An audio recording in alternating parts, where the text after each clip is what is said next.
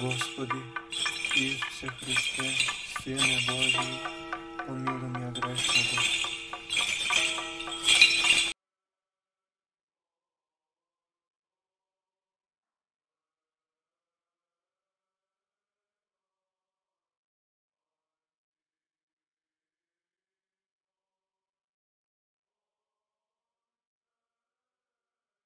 Текст наменет исклучиво за правоверните христијани, кои стојат како столбови на православната црква. Догматски минимум. За нашето обвинување дека екуменизмот не е заинтересиран за вистината, екуменистите веројатно ќе одговорат дека тие не се стремат кон механичко единство, туку кон постигнување на одредено единство во верата. За таа цел тие наводно ја создале комисијата Вера и ред. Го развиле познатиот во наводници догматски минимум, врз основа на кој наводно е можно идното обединување. Што е овој догматски минимум? Како што соодветно го вели А. Ведерников, тоа е намалување на верата, сведување на незината полнота како што е дадена во православието, на ниво на некаков вид унитаризам, салутизам и модернизам.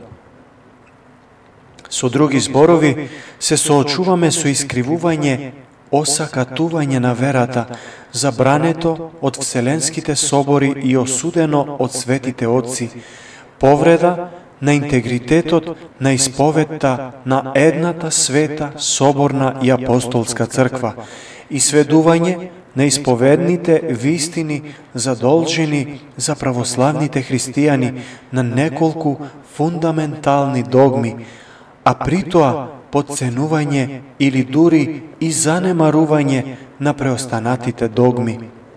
Но екуменизмот не може да действува поинаку.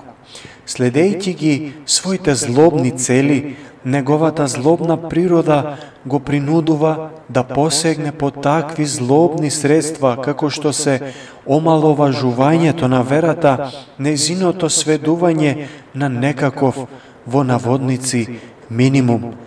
Уште во 1920 година, Англиканската црква го прогласи никејскиот символ на верата за овој минимум, нарекувајќи го доволен исказ на христијанската вера. Православните екуменисти секако би сакале да го прифатат никејско-цариградскиот символ на верата со цел некако да се оправдаат пред својата совест, дека не отстапуваат од вистината и се залагаат за православието. Сепак, во наше време, вистинското обединување не може да се постигне само врз основа на символот на верата. Зошто? На разбойничкиот собор во Ефес во 449 година, на кој председавал еретичкиот патриарх Александриски Диоскор, еретикот Ефтих бил ослободен врз основа на неговото исповедање на никејско-цариградскиот символ на верата. Ова не го спречило тврдоглаво да се држи до своите еретички верувања, бидејќи тие не спаѓале под овој символ на верата, кој бил составен многу порано. Така може да се исповеда целосно православен древен символ на верата, а сепак да не се биде православен, туку еретик. И поради оваа причина потребно е, особено во нашата сееретичка ера, да се исповеда не само никејско-цариградскиот символ на верата, составен на првите два вселенски собори, 325 и 381 година. Туку и сите догматски символи на верата, формулирани како неоспорни вистини на другите вселенски собори, за да се биде вистински православен христијанин, мора да се исповеда се што Светата православна црква го прифатила, како што бара Светиот Серафим Саровски, бидејќи воспротивно се јавува догматски еклектицизам, во кој православните вистини се искривени со примеси на еретички учења. Како и Ефтих, еретикот Аполинари верувал дека е исповеда никејската вера, која се спротивставувала на аријанската ерес. Сепак, догматскиот минимум, што го исповедал, не го заштитил од ереста, што се спротивставувала на аријанството. Изразувајќи го своето длабоко жалење за ова, Свети Василий Велики пишува за Аполинари: тој ме растажува уште повеќе затоа што на почетокот очигледно ни припаѓал нам. Следствено, православната црква во никој случај не треба да се согласи на измамничко обединување во наводници, засновано исклучиво на Никејско-цариградскиот символ на верата. Туку треба да се стреми кон полнота на догматската свест.